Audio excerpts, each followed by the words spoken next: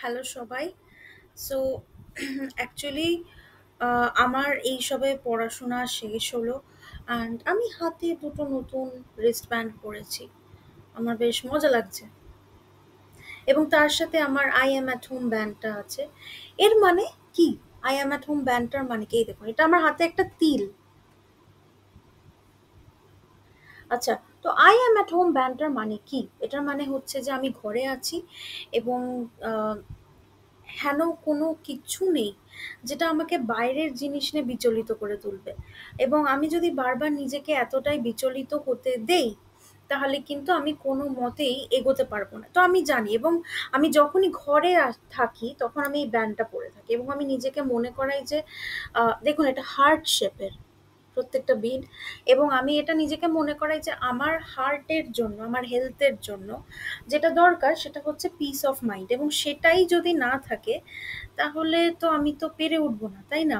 এবং আমার এটা মনে হয় যে যে আহ, তার জন্য কিছু মেন্টাল সেট আপ খুবই দরকার, এবং সেই মেন্টাল সেট আপগুলো হচ্ছে যে কি বলুন তো, মানে এটা জানা যে হতেই পারে যে বাইরে অনেক কিছু হচ্ছে, পলিউশন, লোকজন যাদের সাথে আমি এগ্রি করতে পারবো না, যাদেরকে মেনে আমি, দেখুন আমার পেন্সিল বক্সটা কি সুন্দর, যাদেরকে মেনে আমি চলতে পারবো না। এবং আমি কি পড়ছিলাম? ম্যাথমেটিক্স পড়ছিলাম, অঙ্ক।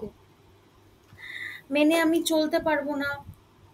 তো এরকম কিছু ব্যাপার থাকবেই। কিন্তু আমাকে নিজের মতো করে নিজের জন্য সবকিছুকে ঠিক রাখতে হবে। এটা এটা অন্য কারোর দায়িত্ব না। আমি মাইক অন করতে ভুলে গেছিলাম। এটা আমার দায়িত্ব। আমাকে নিজেকে মেনটেন করতে হবে।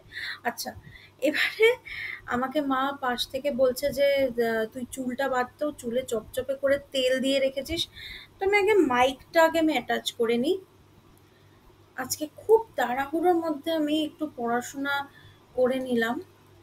নিয়ে হঠাৎ করে আমার খুব স্ট্রেস ফিল হচ্ছিল। নিয়ে আমি ভাবলাম যে না, ঠিক আছে, আম, আমি আপনাদের সাথে কয়েকটা জিনিস আমি শেয়ার করতে চাইছিলাম, যার জন্য আমি একটুখানি আপনাদের সাথে ভ্লগ করতে চলে এসেছি।